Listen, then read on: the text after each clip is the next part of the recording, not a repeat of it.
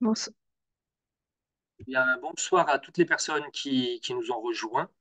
Bienvenue à ce nouveau webinaire organisé donc, par l'ALEC et la LTE, donc, qui aura pour thématique comment mener une rénovation énergétique globale et performante. Donc, pour les gens qui n'ont pas l'habitude de participer à ce type de webinaire, on va partir sur une durée d'1 heure à 1 h 15 grand maximum, y compris les questions-réponses. Le webinaire est enregistré, il sera disponible en replay sur la chaîne YouTube de nos deux structures. Et donc, ce soir, pour l'animer, nous recevons en guest star Anne-Sophie de l'ALTE 69, qui a traversé les vallées et gravi les montagnes pour arriver jusqu'à nous. Quant à moi, je m'appelle Sylvain et je travaille à l'ALEC Lyon, donc l'agence locale de l'énergie et du climat, qui s'occupe de la métropole de Lyon. Le reste du Rhône étant justement animé par les collègues de la LTE 69. Bonsoir à tous. Je vais te laisser gérer les diapos, c'est toi qui as la main. Ok. C'est la suivante.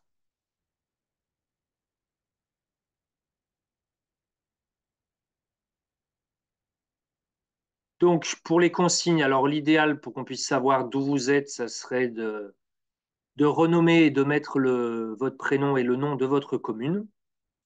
Pour les questions, donc on ne les prendra pas forcément au fur et à mesure, on aura normalement 2 temps de questions-réponses, elles sont à poser, donc pas dans l'onglet questions-réponses en bas, mais plutôt dans l'onglet chat. Et donc, comme je vous le disais, la conférence, elle est enregistrée, elle sera disponible sur nos chaînes YouTube. Et pour un meilleur confort, on a donc par défaut coupé vos caméras et vos micros. Donc du coup, voilà, les questions sont à poser sur le chat. N'hésitez pas à poser les questions au fur et à mesure qu'elles vous viennent en tête. Et comme ça, du coup, on aura un petit réservoir de questions à poser à Anne-Sophie quand le temps sera venu. Donc le déroulement, on va présenter 2, 3 diapos sur le contexte et quelques rappels sur les enjeux climatiques. Une présentation du service de conseil aux particuliers. Quelques mots sur pourquoi rénover son habitat. On verra qu'il y a plusieurs raisons et plusieurs intérêts. On essaiera aussi de vous préciser ce qu'on entend par une rénovation énergétique globale et performante. On aura donc à ce moment-là un temps de questions-réponses. On abordera rapidement le confort d'été. On parlera aussi du financement, combien ça coûte, quelles aides disponibles, combien s'y prendre. On aura un nouveau temps de questions-réponses. Et puis, pour les gens qui voudront nous contacter, on vous précisera donc les numéros de téléphone, les adresses de nos deux structures. Donc au niveau des enjeux, lors de la dernière COP de Paris, l'engagement très ambitieux a été pris de limiter le réchauffement climatique à plus 1,5 degré d'ici la fin du siècle, ce qui est plus qu'ambitieux puisque c'est à peu près ce qu'on a déjà dû atteindre aujourd'hui. Euh, dans les, dans les autres engagements français, donc on avait divisé nos émissions de gaz à effet de serre par 6. Bon, aujourd'hui, on est à peu près par 5. Viser la neutralité carbone à l'horizon 2050. Et par individu, viser les 2 tonnes par habitant d'équivalent CO2 en 2050, quand aujourd'hui, on est plutôt entre 9 et 10 tonnes. Pour la présentation du service, donc en bleu, vous avez le territoire d'action de l'ALEC Lyon, qui est aujourd'hui composé de presque une quarantaine de salariés. Donc sur notre territoire, c'est 58 communes et 1 400 000 habitants. Et les collègues de l'ALTE 69 gèrent le reste du Rhône, donc avec un certain nombre de communautés de communes. Et donc quand vous nous téléphonez, ben, en gros, vous êtes dirigé, si vous êtes sur la métropole, vous devez taper 1, si vous êtes sur le reste du Rhône, vous devez taper 2. Et on fait partie d'un réseau national que je vais vous présenter un peu plus en détail, qui s'appelle France Rénov'. Mais France Rénov' ne s'est pas toujours appelé comme ça, on y reviendra. Nos conseillers, donc sur les deux structures, on a pas mal de conseillers qui sont là pour vous répondre tous les jours aux heures de bureau. Donc, on est le seul réseau qui fait du conseil sur la rénovation énergétique, les énergies renouvelables, la sobriété énergétique, du conseil gratuit, du conseil indépendant des fournisseurs d'énergie et de matériaux. Donc nous, on n'est pas là pour vous dire d'aller chez telle ou telle personne, de mettre telle ou telle marque. On est là pour mettre de l'huile dans les rouages et vous aider justement à aller sur de la performance énergétique, mais sans intérêt commercial. Vous pourrez bénéficier en nous contactant d'un accompagnement et d'une expertise à la fois technique, donc sur les travaux d'économie d'énergie et les énergies renouvelables, sur le volet financier, donc un raisonnement en coût global, sur les aides financières disponibles, et des aides, il en existe un certain nombre, aussi bien des dispositifs nationaux que des dispositifs locaux. Et c'est pour ça que il est très important quand on n'est pas sur le territoire du Rhône, parce que je sais qu'il y a quelques personnes qui nous suivent, qui ont des projets au-delà, il est très important de se mettre en relation avec la structure qui s'occupe de votre territoire et qui pourra vous renseigner sur les dispositifs financiers spécifiques à ce territoire. Et puis, on a aussi un raisonnement environnemental où on essaye d'évaluer l'impact des solutions retenues, puisqu'évidemment, la transition énergétique, elle vise non seulement vous, et la rénovation énergétique vise non seulement à vous faire économiser de l'énergie et de l'argent, mais aussi à limiter les impacts environnementaux, puisque la plupart des consommations d'énergie gèrent des impacts en matière environnementale. Les financeurs du service, donc, ils sont nombreux. Alors, pour l'Allée Lyon, c'est beaucoup plus simple parce que nous, ça va être en grande partie la métropole de Lyon, même si on a quelques autres financeurs. Mais pour la LTE, pardon, c'est un certain nombre de Comcom, donc de communautés de communes, qui financent le service. Et sur la partie donc France Rénov, pour les gens qui n'ont peut-être pas encore entendu parler de ce service, le service en fait a changé de nom régulièrement. C'est l'ADEME qui avait mis ça en place dans les années 2000-2001. Le service, dans un premier temps, s'appelait les espaces info énergie. On l'a connu tour à tour sous le nom du réseau FAIR. Il y a eu un moment, c'était aussi les points rénovation info service.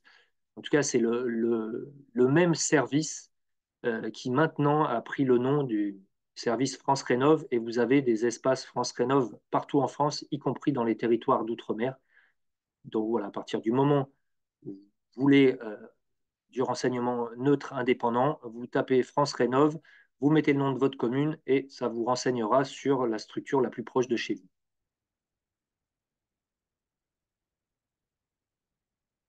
Je te laisse passer à la suivante. Et donc, on va pouvoir attaquer dans le dur, et notamment pourquoi rénover son habitat.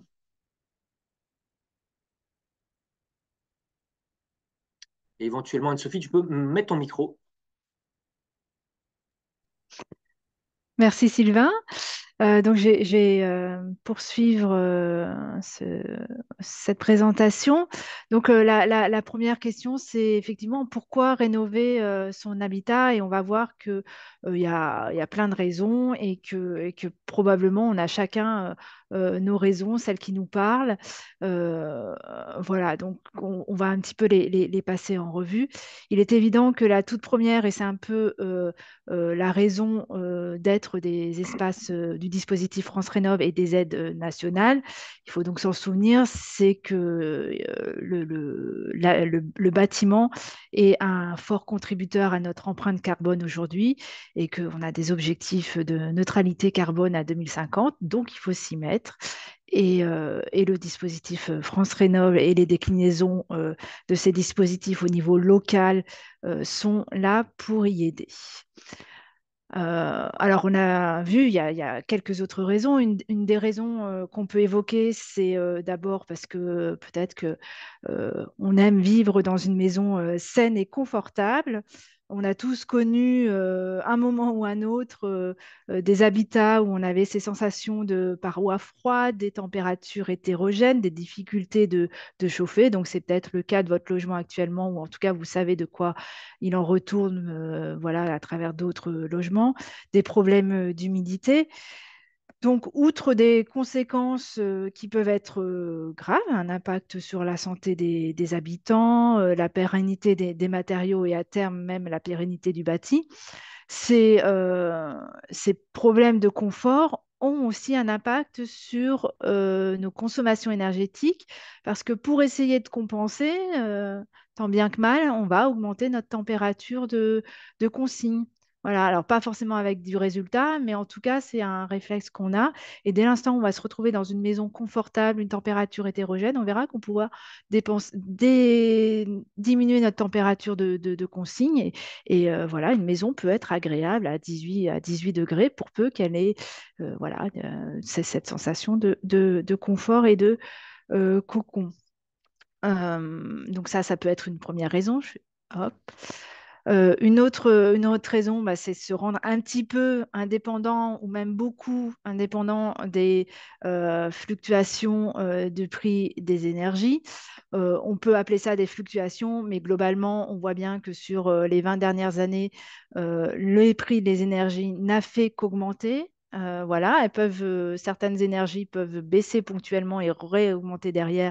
C'est notamment le cas des énergies fossiles et c'est lié généralement à une contrainte internationale, à un contexte géopolitique international. Sinon, toutes les autres énergies ne font qu'augmenter. La courbe en bleu, c'est la courbe de l'électricité, donc qui est l'énergie la plus chère et qui le reste et qui augmente assez vite. Et on voit en vert les courbes liées à biomasse qui effectivement a connu une augmentation importante ces dernières années qui est plutôt conjoncturelle, mais il ne faut pas rêver, ça ne va pas baisser. Donc le seul moyen de s'affranchir de ces augmentations, c'est quand même de réduire nos besoins vis-à-vis de l'énergie et donc de travailler sur notre rénovation de notre logement. Euh, une autre raison qu'on peut évoquer, c'est la valeur verte des logements. Il a été observé par le Conseil supérieur du notariat que si on compare à un logement qui est classé D, on va avoir une augmentation, voilà, un prix, un même type de logement classé A ou B va pouvoir bénéficier d'une plus-value par rapport au même logement classé D. Alors au niveau national, 16%. Au niveau du Rhône et de la métropole, on peut dire que par rapport à un classé D, on pourra atteindre plus 8% par rapport à A et B, et une décote de moins 7, moins 8% pour des logements classés E et F, enfin F et G en passoire énergétique. Donc un impact avéré sur la valeur des logements. Pardon, je suis allée trop vite. Allez, je veux retourner en arrière. Voilà. Dernière chose, et c'est aussi un peu il y a un lien avec la valeur immobilière du bien, c'est qu'on a maintenant des obligations réglementaires, qu'on soit vendeur de son logement. Si on vend un logement étiquette F ou G, on a l'obligation de fournir un audit énergétique réglementaire qui va bien attester de l'état initial et de là où il faut emmener le logement et d'un programme, d'un scénario de travaux et éventuellement d'un coût. Pareil, si vous mettez un logement en location, vous avez aussi certaines obligations à respecter avec un échéancier. Je ne vais pas rentrer dans le détail de l'échéancier. Les informations sont disponibles sur notre site internet, mais on voit que d'ores et déjà, il y a un certain nombre de logements dont la location est interdite. Les prix sont gelés. Ça, c'était en vigueur dès 1er janvier 2023. Les premières échéances sont à fin 2024. Euh, donc voilà, chacun y verra ses raisons pour rénover. La première étant vraiment de contribuer à l'atteinte de l'objectif de neutralité carbone. Bien, une fois qu'on sait pourquoi on fait notre rénovation énergétique globale et performante, de quoi parle-t-on exactement? Et ça va être l'objet des prochaines, du prochain temps de présentation. En réalité, quand on est dans un logement qui est classé en passoire énergétique, donc une étiquette F et G, euh, ça veut dire qu'on est dans un logement dont les besoins, je parle juste du chauffage, là, il y a d'autres besoins. Il y a le besoin en eau chaude sanitaire, il y a le besoin peut-être en refroidissement, il y a d'autres usages, l'éclairage, les auxiliaires, etc. Mais là, l'information pour l'instant sur le chauffage reste la consommation d'énergie la prédominante. Et voilà, quand on est dans un logement qui a des besoins énergétiques au-delà de 200 kWh en énergie primaire par mètre carré et par an, 200 et plus, on peut considérer qu'on est dans une passoire énergétique avec tout l'inconfort et éventuellement les problèmes, euh, soit, soit de facture énergétique, soit de précarité énergétique que ça peut poser. Et la plupart des maisons, la plupart des logements, euh, on est capable de les emmener à des niveaux de consommation très bas qu'on va appeler la rénovation globale et performante et qu'on peut qualifier de rénovation BBC, bâtiment basse consommation. Alors, comment on parvient à ce résultat?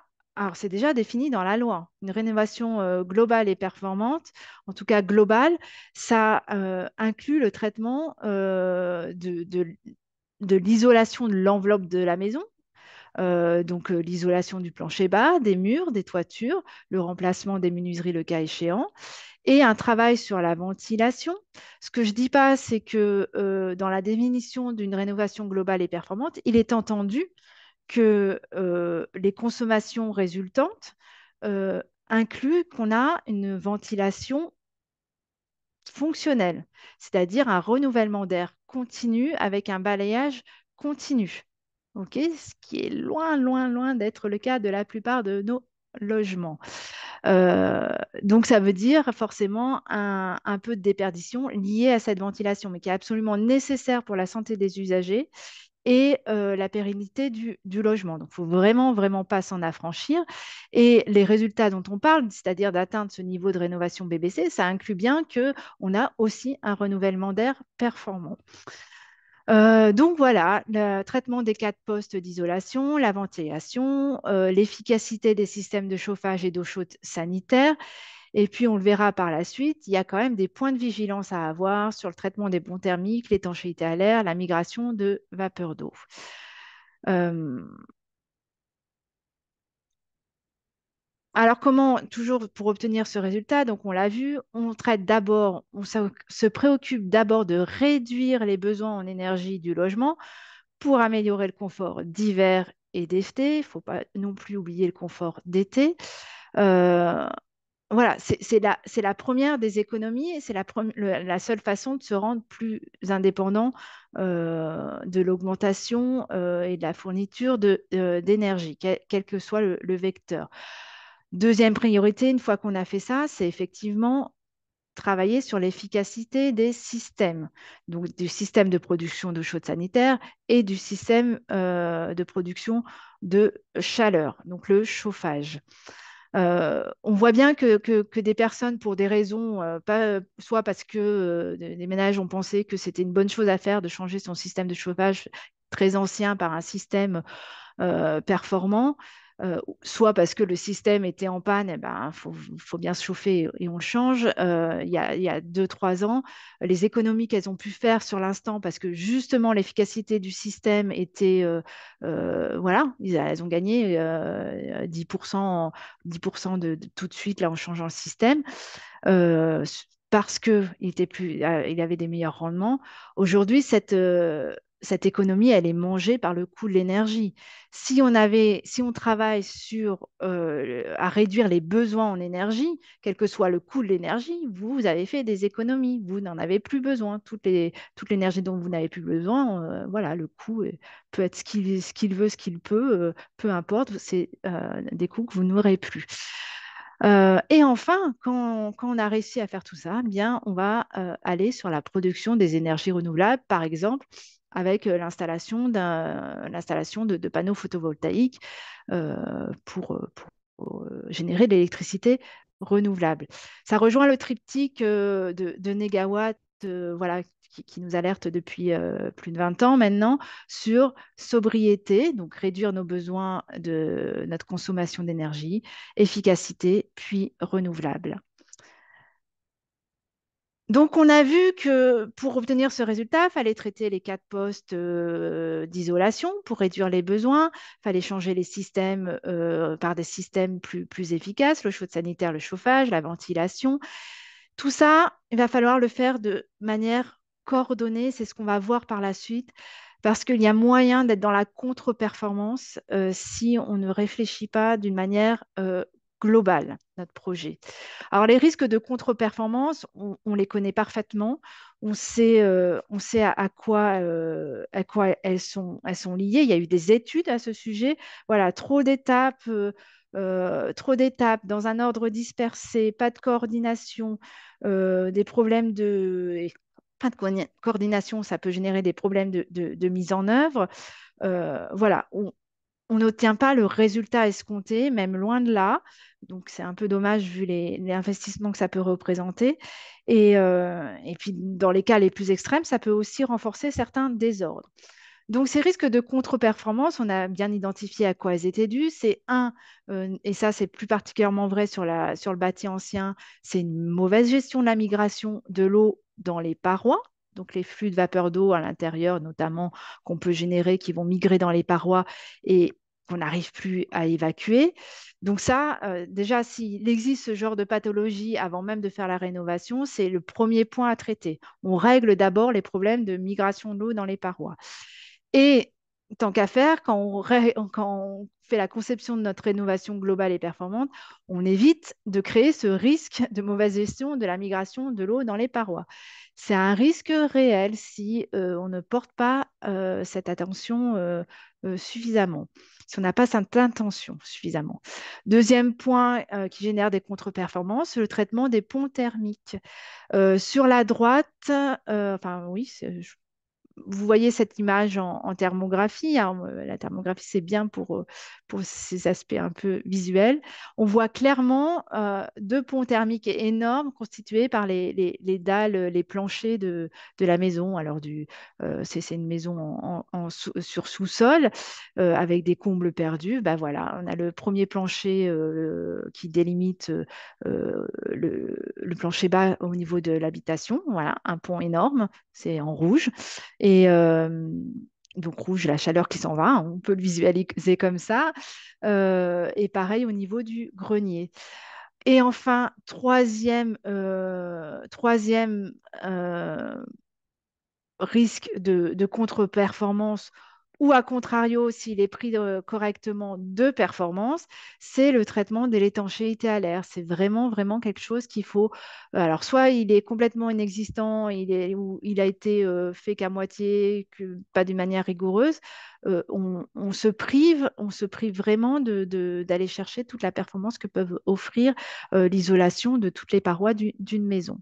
Là, pour illustrer, j'ai mis voilà, une maison qui est en cours de rénovation. On voit bien que la menuiserie, on fait passer la fumée voilà, pour visualiser l'étanchéité de l'air de la maison. Voilà, c'est des choses qu'on ne sent pas à la main, mais quand on met un peu les moyens pour détecter les fuites et les problèmes de perméabilité, on se rend compte que très souvent, il y a des problèmes d'étanchéité à l'air et qui expliquent la contre-performance. Le CSTBT a identifié une trentaine de points sensibles, de points singuliers à traiter dans une maison.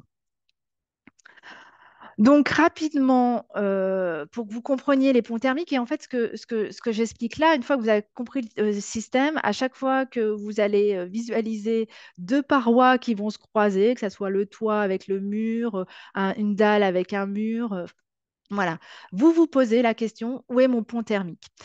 Et là, on voit 2 images, l'image du haut, où le logement a été isolé par l'intérieur. Et on voit clairement les déperditions voilà, la chaleur qui est véhiculée par conduction dans la dalle.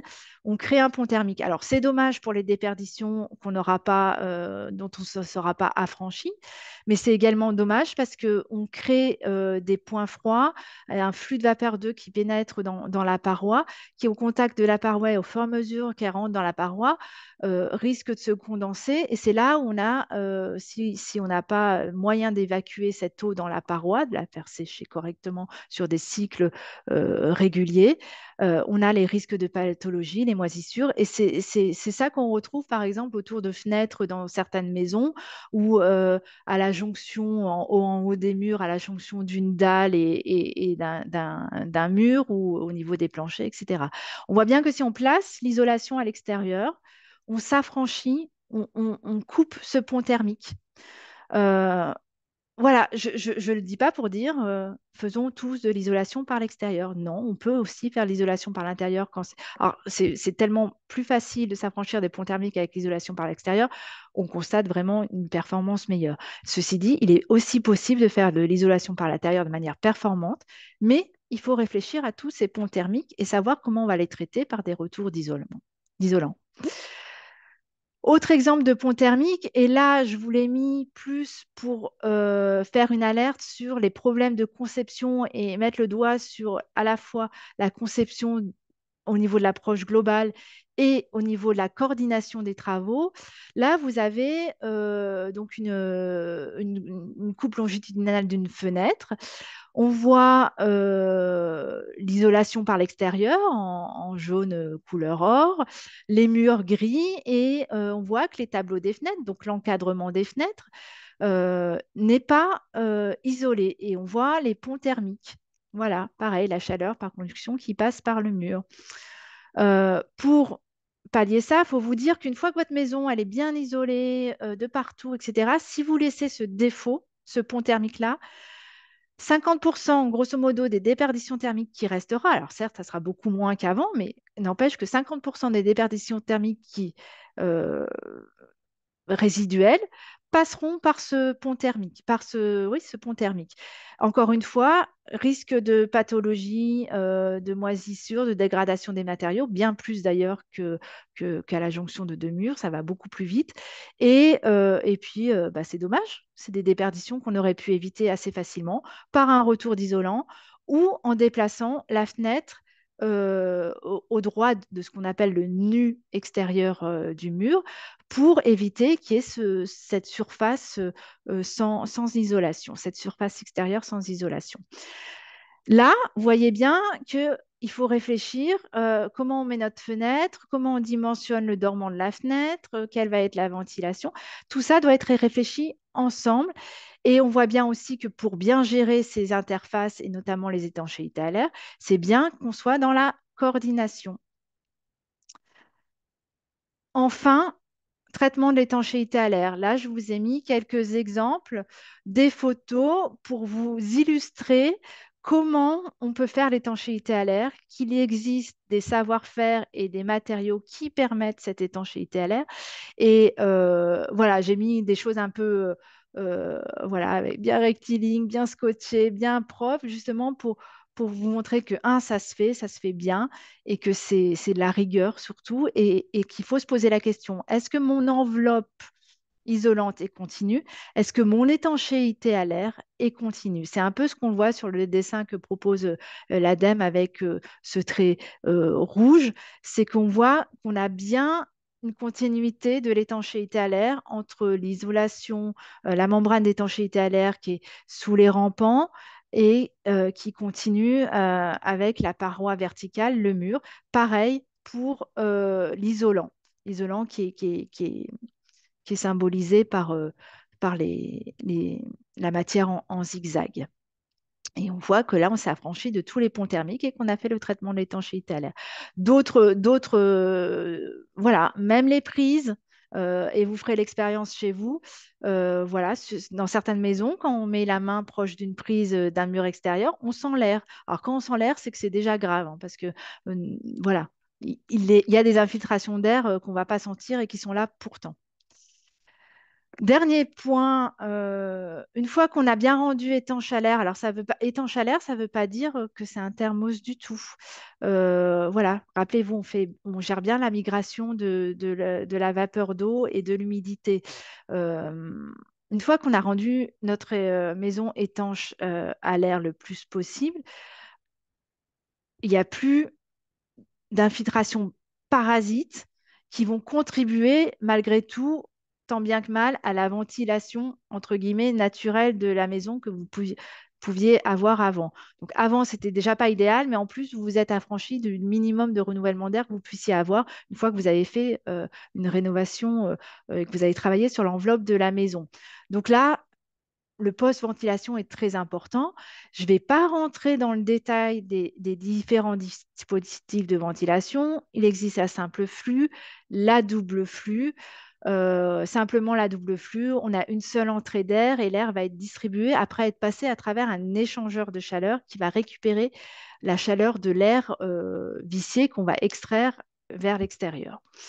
Voilà, c'est particulièrement adapté aux rénovations BBC. C'est un gros contributeur de l'atteinte de ce niveau et de cette exigence BBC. C'est quasiment envisageable pour une grande majorité de logements.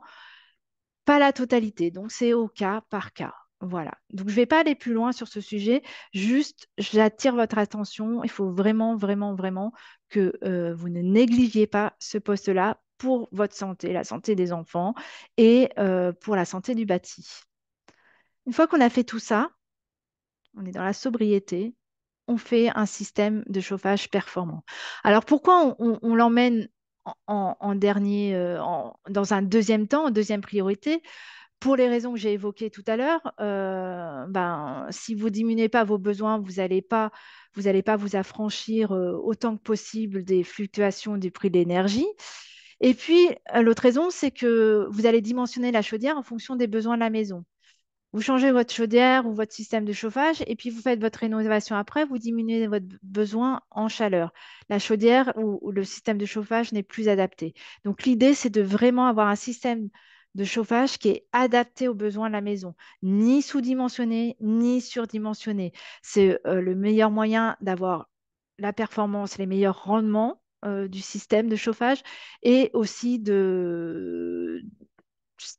pour le rendre le plus durable, le plus pérenne possible. Enfin, le choix du système de chauffage, ça va aussi dépendre des usagers, des modes de vie, de leurs usages.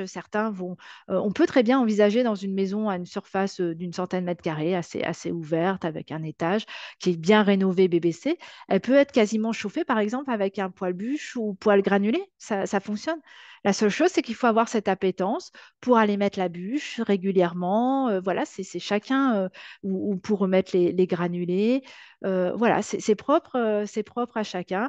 Ou alors, vous êtes quelqu'un, bah, moi, je ne veux pas m'occuper de mon système de chauffage, tout est réglé, tout est régulé, j'ai ma chaudière granulée, j'ai ma pompe à chaleur RO qui va fonctionner, j'ai rien à m'occuper et ça me convient bien. Et enfin, le dernier levier, et ça, on a des études à la clé qui nous montrent que la rénovation BBC, ça marche très bien, ça va même au-delà de nos attentes. Et quand ça n'a pas marché, c'est parce qu'il y a eu un défaut d'explication des systèmes, du nouveau fonctionnement de la maison et notamment des systèmes et un défaut d'appropriation par l'usager. Donc, soit de réglage, soit d'appropriation par l'usager. Donc, c'est un petit point de vigilance qu'il faut avoir. Et enfin, dernier point, je vais passer rapidement parce que je vous le dis tout de suite, je spoil. On aura un webinaire dédié au confort d'été courant juin. Donc, je vais vous en parler rapidement, le confort d'été. Euh, Juste une notion sur l'idée, c'est en premier lieu d'empêcher ou de retarder la pénétration de la chaleur estivale. Pour ça, on va jouer avec les caractéristiques des matériaux. Et par exemple, un mur en pierre ou en pisé, un mur qui a de l'inertie, on va constater qu'il y a un déphasage.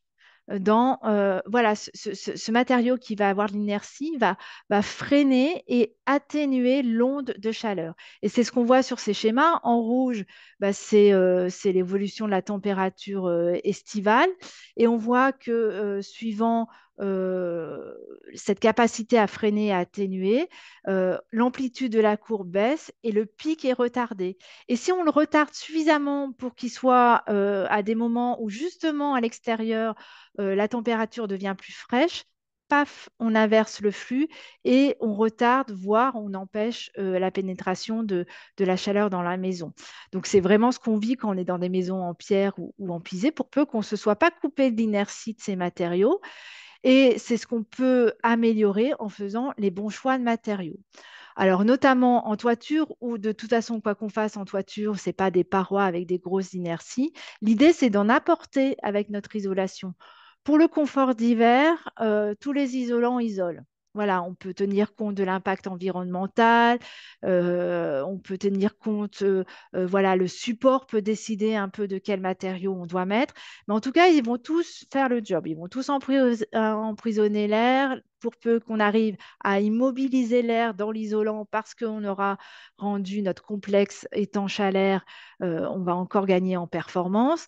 Voilà. Mais en confort d'été, l'idée, c'est, alors bien sûr, d'isoler, d'empêcher cette chaleur de pénétrer la maison, mais surtout d'introduire le plus de déphasage possible. Et ça, on y parvient en allant chercher des matériaux plutôt denses. Et là, vous avez un tableau qui vous montre clairement que les matériaux denses, on va plutôt les trouver sur des isolants biosourcés, watts de cellulose insufflée, on peut aller jusqu'à au-delà de 50 kg mètre cube, laine de bois, laine de lin, laine de chanvre, etc. On a certaines laines de chanvre, de roche qui vont vous emmener jusqu'à 35, mais l'idéal, c'est de dépasser les 50 kg par mètre cube en toiture. Autre moyen et je vais m'arrêter là sur cette diapo parce qu'on pourrait en parler pendant des heures, mais vous allez avoir le webinaire. Autre moyen aussi de retarder cette pénétration de la chaleur, c'est l'isolation par l'extérieur. Ça nous permet aussi de garder l'inertie des murs à l'intérieur et aussi de végétaliser les murs et aussi, voilà, un maximum d'aller chercher la fraîcheur de la végétalisation. Enfin, toujours empêcher, limiter la pénétration du rayonnement solaire, c'est les occultations. Alors, suivant l'orientation, quand on est au sud, alors c'est super, en hiver, on profite des apports solaires, vraiment. Et puis en été, c'est super aussi parce que comme les rayons du soleil sont plutôt hauts, on peut prévoir, pour peu qu'elle soit suffisamment grande, une occultation horizontale qui ne coupera pas la lumière à l'intérieur de la maison mais qui vous protégera des rayonnements solaires. À l'est et à l'ouest, voilà, les rayonnements sont plutôt horizontaux, donc de toute façon, il faudra des occultations verticaux. Donc ça peut être de la végétation, ça marche très très bien, ou alors des occultants verticaux. J'en ai mis un certain nombre en exemple. La végétation marche bien. Au sud, les pergolas avec une végétation dense, feuilles caduques, ça marche très très bien aussi. J'en dis pas plus, vous pourrez aller plus loin dans le détail. Dernier levier pour se protéger de la chaleur en été, c'est euh, évacuer la chaleur alors l'évacuer par une ventilation nocturne, si on a la chance d'avoir une maison traversante, par exemple, ou avec un tirage thermique important sur plusieurs niveaux. Et on peut aussi installer des brasseurs d'air, euh, voilà, qui peuvent être, aujourd'hui, on a des brasseurs d'air qui fonctionnent bien, qui sont silencieux, et c'est un très très bon levier pour diminuer cet inconfort lié à la chaleur. Voilà au niveau qu'est-ce qu'on entend par une rénovation globale et performante. Je vois que le temps file. Euh, On va pouvoir prendre quelques questions-réponses. Donc, visiblement, puisque j'ai eu quelques retours en ce sens, on a un souci avec le chat. Donc, du coup, les questions sont à poser sur l'onglet Q et R comme questions et réponses. Et nous attaquons tout de suite avec une question de Jean-Philippe qui nous demande comment faire un DPE fiable. puisqu'il paraît qu'il peut y avoir des écarts importants. Et je pense qu'aussi, c'est peut-être important de préciser peut-être la différence entre un DPE et un audit énergétique. Enfin voilà, dire qu'on n'est pas tout à fait dans le même niveau de Mm, mm. détail. Ok, bah voilà, tu l'as dit. Donc, un DPE, c'est un document qu'on fait au moment où on va louer le logement ou le mettre en vente. Ça utilise, voilà, on utilise les méthodes de calcul vont être les mêmes que pour un audit, mais c'est vrai que ça sera beaucoup plus succinct et plus rapide. Vous avez la question vient certainement du fait que on a pu faire l'expérience, un grand nombre d'entre nous ont pu faire l'expérience de DPE ou entendre parler de DPE fantaisiste. C'est une réalité. Voilà, c'est un peu les choses doivent être vite faites et quand on fait vite, c'est difficile de prendre le temps de bien étudier une maison.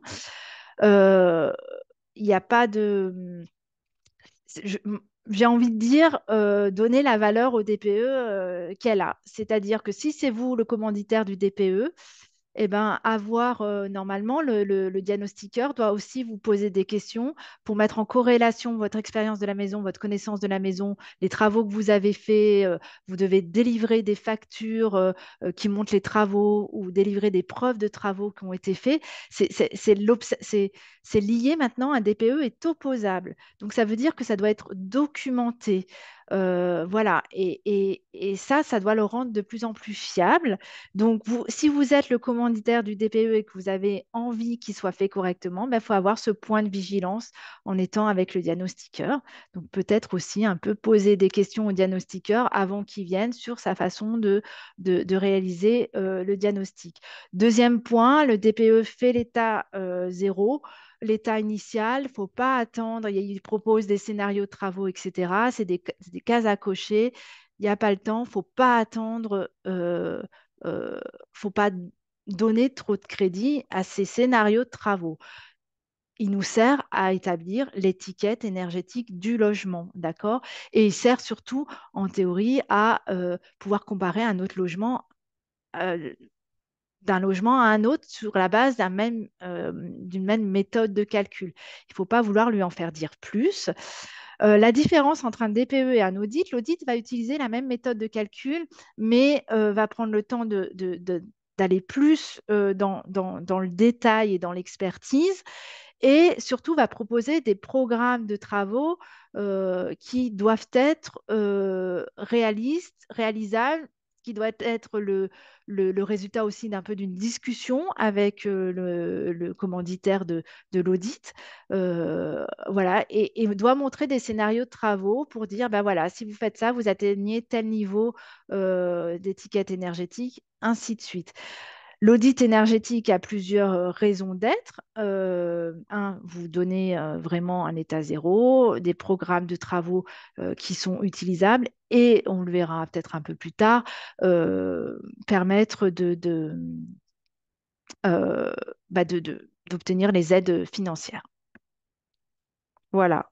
Et donc, un audit énergétique, on va le faire réglementaire, on va le faire à plusieurs étapes de la vie de la maison, soit quand elle va être mise en vente si la maison est une passoire énergétique, F ou G, soit quand vous allez vouloir réaliser des travaux de rénovation énergétique, vous voulez savoir où vous en êtes et surtout vous voulez obtenir des aides et qu'on va quantifier en fonction du gain énergétique qui sera attesté par l'audit.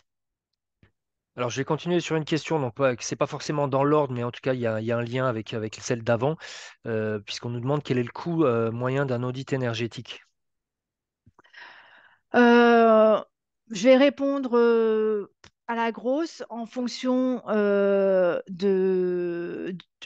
du projet, en fonction de la maison, enfin du logement, ça va être entre 800 et 1 500 euros.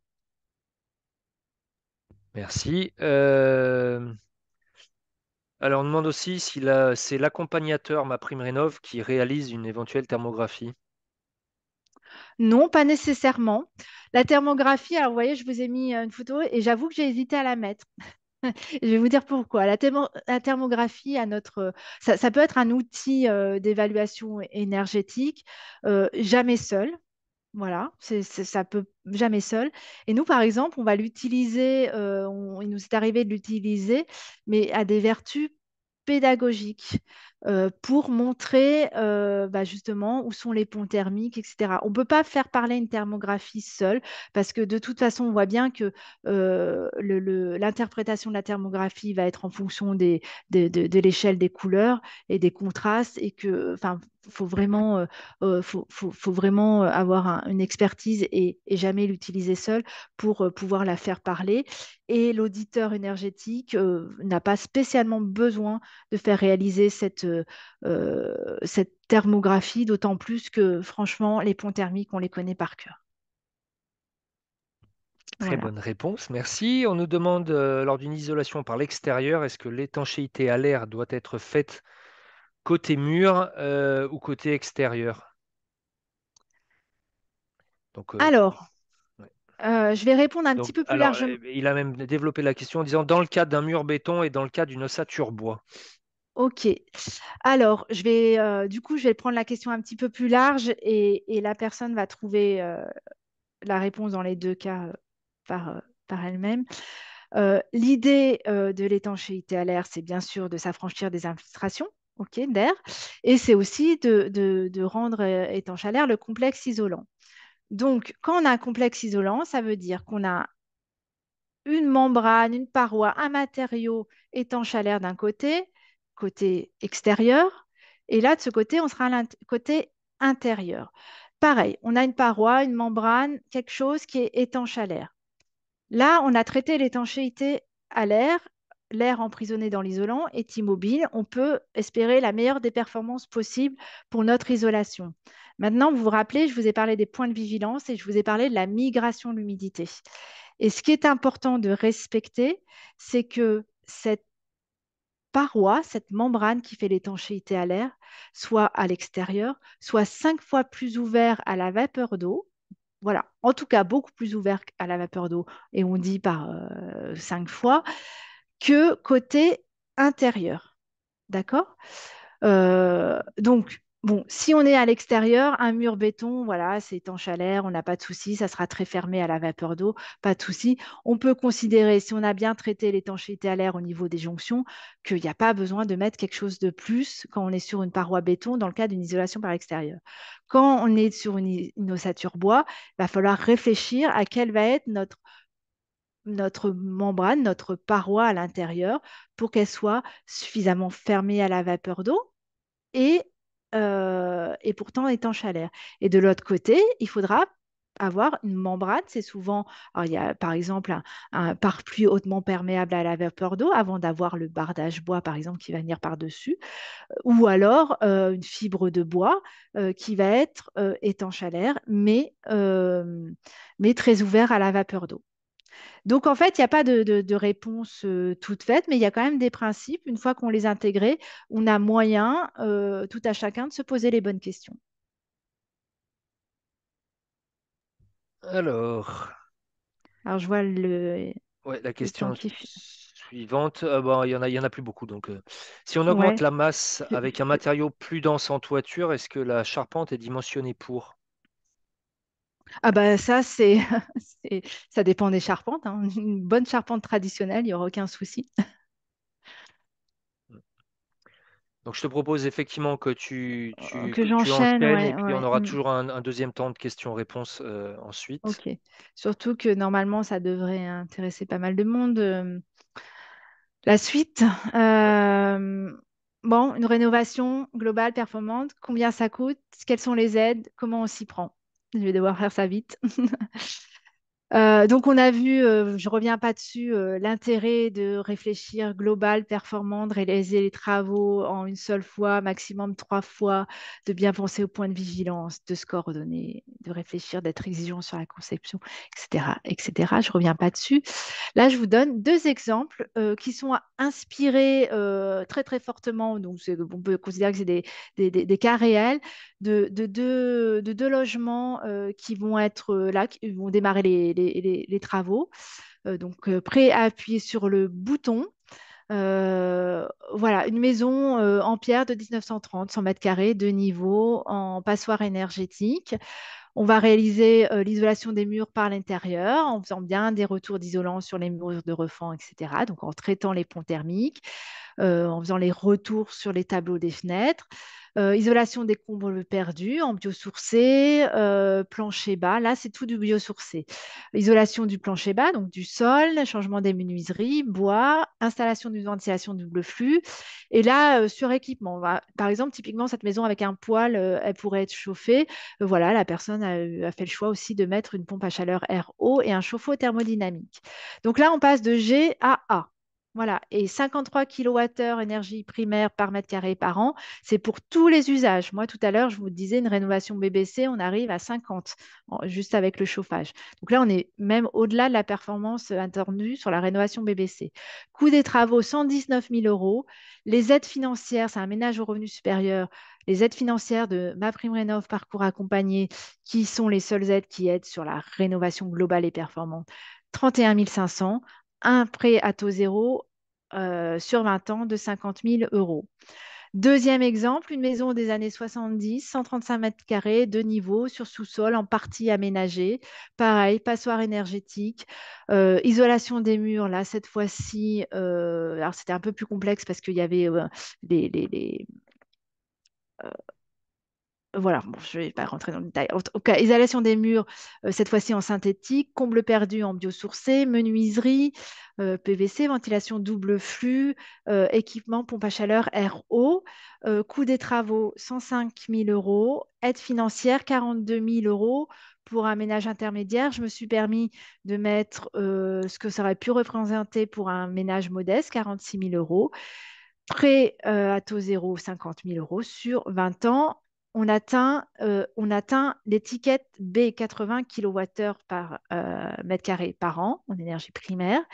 Euh, Pourquoi on n'atteint pas l'étiquette A? C'est parce que le ménage va faire lui-même l'isolation d'une partie du plancher bas dans le garage. Voilà. Si ça avait été inclus dans les travaux, on serait en étiquette A à 45 kWh énergie primaire par mètre carré par an. Je vous ai mis ces deux exemples pour vous dire oui, le coût des travaux, ça peut être impressionnant, surtout pour des rénovations exigeantes, voilà, où on a un traitement des ponts thermiques, d'étanchéité à l'air, le respect de la migration de la vapeur d'eau dans les parois. Mais les aides peuvent permettre de déclencher ce geste. Rapidement, sur les aides, ce n'est pas l'objet du webinaire, mais il existe, et je vais vous parler que du parcours MaPrimeRénov', parcours accompagné qui intéresse plus particulièrement les rénovations globales et performantes. Pour avoir droit à ces aides, tous les ménages, quels que soient leurs revenus, ont accès à ces aides pour peu qu'il y ait un gain énergétique entre l'état initial et après travaux de 2 classes, un saut de 2 classes d'étiquette énergétique. Et plus on fait de sauts de classe, plus on va aller chercher des aides. Si en plus on sort de la passoire énergétique, c'est-à-dire qu'on est en F en G et qu'on atteint le niveau D, on peut aller chercher une bonification. Et voilà, il y a des écrêtements aussi en fonction du coût des travaux et des revenus. Voilà, ça, n'hésitez pas, si vous voulez étudier la faisabilité, le plan de financement d'une rénovation énergétique pour votre bien, faites appel à votre espace France Rénov, où que vous soyez. Voilà, prendre des informations, ça ne vous engage à rien, hein. C'est un peu de temps, un peu d'énergie, mais au moins, à la fin, vous prenez les décisions en connaissance de cause. Deuxième évolution intéressante sur MaPrimeRénov' depuis 2024, c'est la possibilité de faire sa rénovation globale et performante en 2 étapes sur 5 ans. Vous vous rappelez, je vous ai dit, c'est bien de tout réfléchir en même temps et c'est bien de ne pas multiplier les étapes. Là, MaPrimeRénov' entend ça et dit, ben voilà, vous vous engagez sur un projet de rénovation globale et performante, et puis vous nous annoncez que vous allez faire 2 étapes. Donc, on vous donne les aides à la fin de la première étape avec un certain critère. Voilà, faut pas juste partir de G à F et vous obtiendrez les aides de la première étape. Non, il y a un minimum à faire. Et puis, vous touchez les aides que vous pouvez réinjecter dans votre projet pour faire la deuxième étape. Donc, tout ça, encore une fois, n'hésitez pas à venir chercher chercher votre espace France Rénov pour défricher le terrain et vous aider à réfléchir et à construire les premiers pavés de votre projet. Et c'est bien là où je vous emmène, c'est que dans le parcours MaPrimeRénov', parcours accompagné, il y a accompagné. Et ça veut dire qu'à un certain moment, pour obtenir les aides, il faudra que vous fassiez, que vous confiez votre projet à mon accompagnateur Rénov, donc un accompagnateur Rénov qui sera là pour faire l'audit énergétique dont on a parlé plus tôt, donc attester de l'état zéro et attester de l'état après travaux, vous conseiller sur les travaux, etc. Mais ça engage des frais de faire d'aller chercher un accompagnateur Rénov. Donc, généralement, vous avez envie de savoir un peu plus vers quoi vous allez. Et c'est là où nous, on peut vous aider en amont de votre projet. Et on instaure un peu un système itératif. On fait l'état des lieux, alors que suivant les espaces Rénov, ça sera à travers un rendez-vous ou une visite à domicile. On construit avec vous un programme de travaux. On va le budgétiser, bien sûr, grossièrement. On n'est pas une entreprise et un devis, c'est compliqué à faire et ça demande un peu de précision et surtout, ça demande de passer du temps sur place.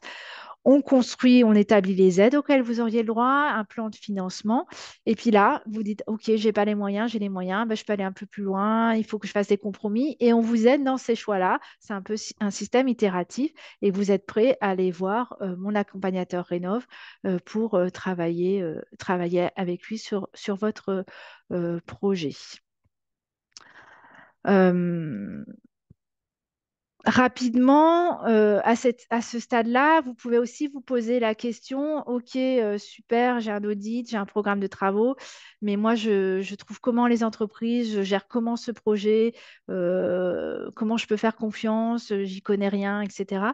Donc, suivant votre appétence, et vous avez bien vu, j'ai passé du temps à vous expliquer à quel point la conception de votre projet et la coordination des travaux pouvaient être importantes sur le résultat. Nous, notre conseil, c'est vraiment d'aller chercher un accompagnement aux travaux, quel qu'il soit. Ça peut être une maîtrise d'œuvre, ça peut être un contractant général, ça peut être un groupement d'entreprises, ça peut être un architecte, un bureau d'études. Ah bon, il y a plein de façons de faire un accompagnement. Ça a un coût. Mais ça se verra sur la performance. Et c'est pas dit que sans cet accompagnement, vous n'ayez pas un coût supplémentaire de toute façon lié aux aléas de chantier, etc., etc. Nous, justement, euh, la LTE 69 et la LEC de Lyon, pour faciliter ce passage à l'acte et pour vous aider à trouver ces bons interlocuteurs, on a créé cet annuaire des professionnels où les professionnels à qui on donne la visibilité s'engagent sur ce genre de projet et font la démonstration qu'ils sont en capacité de mener ces projets. Euh, voilà, donc ça, c'était juste pour vous en informer. On pourra en rediscuter par la suite, bien évidemment. Alors, Et en je laisse un peu de complément, place. voilà quelques questions complémentaires. Là, une question technique. On nous pose la question, quelle isolation étanchéité pour un mur en pisé qui est effectivement plus sensible à la vapeur d'eau? Hmm. Alors là, le tout premier conseil que je vais donner, c'est d'aller chercher des entreprises qui savent exactement de quoi il en retourne. Mur empisé, donc il faut faire particulièrement attention à la vapeur d'eau. Très souvent, il y a des enduits, en tout cas dans les communautés de communes que nous, on a à la LEC, à la LTE 69, on arpente. Il y a très souvent un problème d'enduit extérieur très fermé à la vapeur d'eau qui génère des dégradations et des risques pour le bâti. Donc déjà, il faut s'assurer que côté extérieur, le mur ne soit pas enfermé derrière une barrière fermée à la vapeur d'eau. Et ensuite, on va plutôt euh, privilégier. Là, je vous parle de travaux qui éventuellement peuvent être aidés.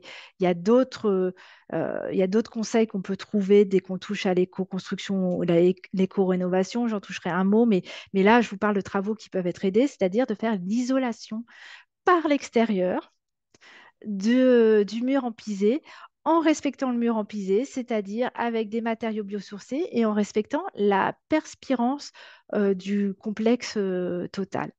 Donc oui, c'est possible d'isoler un mur empisé, privilégier l'isolation par l'extérieur et prendre énormément de précautions pour être sûr que la migration est bien gérée. Et j'ai pas tellement le temps d'aller plus loin, mais voilà. Mais voilà, mais pas hésiter à contacter nos collègues de l'association Oikos qui sont Oui, spécialisés sur l'éco-construction et notamment sur ce type de, oui, de, oui, de oui. matériaux. Le bâti ancien, d'une manière générale, et l'éco-rénovation ou l'éco-construction sont des choses qui vont très, très bien ensemble. Alors, question, est-ce que les aides MaPrimeRénov' fonctionnent pour un bien locatif, donc pour les Oui, propriétaires bailleurs? oui, et c'est oui, oui. En fait, les aides vont être les mêmes que vous soyez propriétaire bailleur dès l'instant où vous êtes propriétaire bailleur personne physique, je ne parle pas des SCI, vont être les mêmes. C'est-à-dire qu'on va prendre en compte vos revenus. Voilà, on va qualifier la catégorie de revenus dans la catégorie de revenus à laquelle vous appartenez, vous en tant qu'individu, votre foyer, etc. Mais ça sera applicable aux biens que vous allez mettre en location et vous obtiendrez les mêmes aides qu'un propriétaire occupant. Il y a une contrepartie qui est que vous vous engagez à louer votre bien en tant que résidence principale à votre locataire. Donc, pas de gîte touristique, pas de location touristique, pas de Airbnb, et que vous prenez cet engagement pour 6 ans. Voilà, et vous pouvez faire jusqu'à, Sylvain, je veux bien que tu me corriges si je me trompe, trois logements, comme ça. Ça doit être quelque chose comme ça. Alors après, en complément, John, je lui ai répondu directement qu'il nous demandait donc il souhaite Ah bah, rénover une maison de plein pied du sol au plafond, quelles aides existent? En fait, on ne peut pas répondre comme ça directement. Il faut connaître la localisation du projet, si c'est une résidence principale, secondaire, le revenu fiscal de référence. Donc là, ce qu'on va vous dire, c'est contacter l'espace la France Rénov' de votre territoire pour avoir du conseil sur mesure. Et j'ai mis le lien du dernier webinaire sur les aides financières, puisque chaque année, comme il y a des nouvelles lois de finances, qu'il y a des nouvelles des modifications sur les aides financières, en début d'année, généralement en janvier-février, on refait un webinaire. Et donc, vous pouvez aller voir le replay sur nos deux chaînes YouTube. Sur les autres questions, donc une question sur qu'en est-il pour les copropriétés? Il y a aussi des aides spécifiques. Il y a aussi des gens chez nous qui sont chargés de l'accompagnement spécifique des copropriétés parce que ce n'est pas exactement la même chose. Pour ce qui est ALEC, on a fait d'ailleurs visiter une rénovation d'une copropriété sur Bron il y a à peu près 2 semaines. On peut éventuellement vous transmettre la fiche de site si ça vous intéresse. Et donc, il faut savoir que nos deux structures, c'est pour ça que c'est important de suivre aussi l'agenda sur nos sites internet. Mais normalement, si vous êtes dans notre base, vous devez recevoir les informations. Nos deux structures organisent régulièrement des visites de rénovation énergétique, que ce soit en maison ou en copropriété. Et c'est l'occasion de présenter le projet avec la maîtrise d'œuvre, avec la maîtrise d'ouvrage, avec parfois les entreprises qui ont participé au chantier. Et ça, c'est vraiment aussi quelque chose de formateur. Mais en tout cas, voilà, si vous nous contactez, on pourra vous mettre en relation avec nos collègues en charge de cet accompagnement qui est vraiment un accompagnement spécifique. Autre question, à quel moment est déterminée l'appartenance à une... Alors là, je vois une classe d'aide. Est-ce que c'est à la création du compte sur ANA ou bien au moment de la signature du devis? ok. Alors, votre catégorie de revenus, et vous verrez, vous pouvez aller sur nos sites respectifs, télécharger les tableaux Ma Prime Rénov, Parcours accompagné. Les catégories de revenus sont, si j'ai bien compris la question, c'est bien ça, sont déterminées par deux critères. Un, votre revenu fiscal de référence du foyer, donc de toutes les personnes ayant des revenus dans votre foyer. Ce qui est pris en compte, c'est l'avis d'imposition en cours. C'est-à-dire que là, bientôt, on va faire notre déclaration de revenus et avoir un avis d'imposition déclaratif. C'est pas celui-ci qui va compter, c'est bien celui qui est en cours. Et au mois de septembre, au mois d'août ou au mois de septembre, quand on aura notre nouvel avis d'imposition définitif, ça sera celui-ci dont il faudra qu'il faudra considérer. Donc, par exemple, un ménage, un couple qui ne fait pas sa déclaration ensemble, il faudra additionner, s'ils sont tous les deux en résidence principale dans le logement à rénover, il faudra additionner les deux revenus fiscaux de référence. Et le deuxième critère, c'est le nombre de personnes qui vivent dans le logement. Par exemple, une famille de 4 personnes, le couple plus 2 enfants. Ou voilà, enfin, il faut compter le nombre de personnes en résidence principale dans le logement. Et ça détermine assez facilement votre catégorie de revenus. Donc, vous pouvez le faire par vous-même en allant chercher ce tableau voilà, que vous pouvez trouver soit sur le site de MaPrimeRénov', soit sur nos sites internet respectifs. Alors, en tant que bailleur, est-ce que c'est le locataire qui peut faire la demande de la prime rénov pour le bien qu'il occupe? Si c'est lui qui paye les travaux, voilà, je ne peux pas dire mieux. Donc, Ok, c'est un cas de figure qui n'arrive jamais. en effet. Euh, hop, alors, moi, je veux bien. Tac, tac, tac. Et en l'occurrence, pour une rénovation globale et sur mon parcours accompagné, je ne pense pas que ça soit possible, parce que je vous ai répondu sur du geste par geste. Hmm. Après, donc, on demande en précision si on change de catégorie. Ben, en fait, c'est le revenu fiscal de référence de l'année de Oui, l'année en cours, en fait. oui, oui, oui. Et en fait, vous faites votre demande d'aide. Vous allez recevoir une validation, au bout d'un certain temps, une validation de votre demande d'aide, et c'est ça qui fera foi.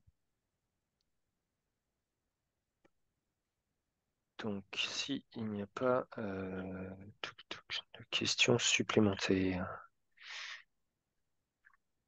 OK. Alors moi, je veux bien pour envoyer la fiche de site là, de la copropriété sur Bron, je veux bien que vous me transmettiez votre mail, comme ça je pourrais vous l'envoyer directement. Sinon, de toute façon, vous recevrez dans quelques jours très rapidement le lien vers le replay qu'on va mettre en ligne donc sur les chaînes YouTube de nos deux structures. Vous pouvez donc aussi aller voir les prochains événements sur lesquels on sera présent, puisqu'on est régulièrement présent sur des stands, donc soit sur des foires, sur des salons, sur des journées développement durable dans Ouais, les communes. Il nous arrive de faire des conférences en présentiel, voilà, les visites de sites. Enfin voilà, on a beaucoup d'événements sur nos deux structures. Sur les webinaires, on est encore sur un format événement commun.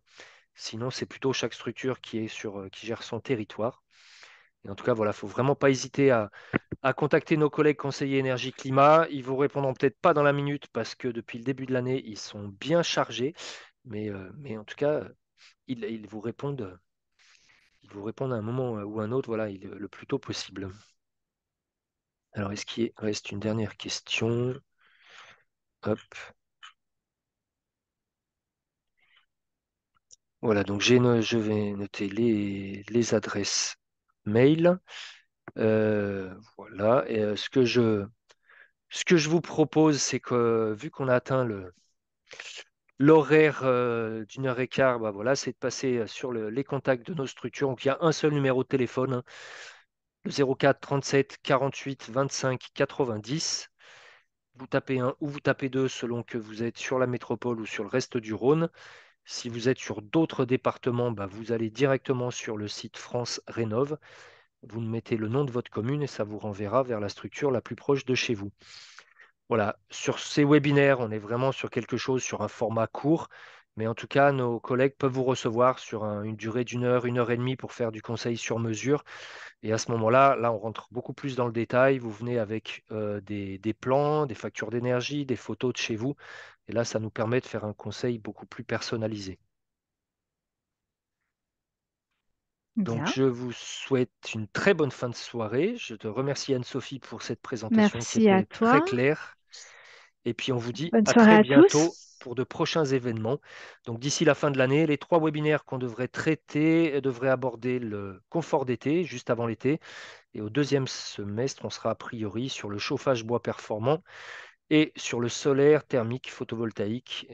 Voilà un petit peu pour les prochains webinaires. Je Je vous souhaite une très bonne fin de soirée et on vous dit à très bientôt. Au revoir. Au revoir.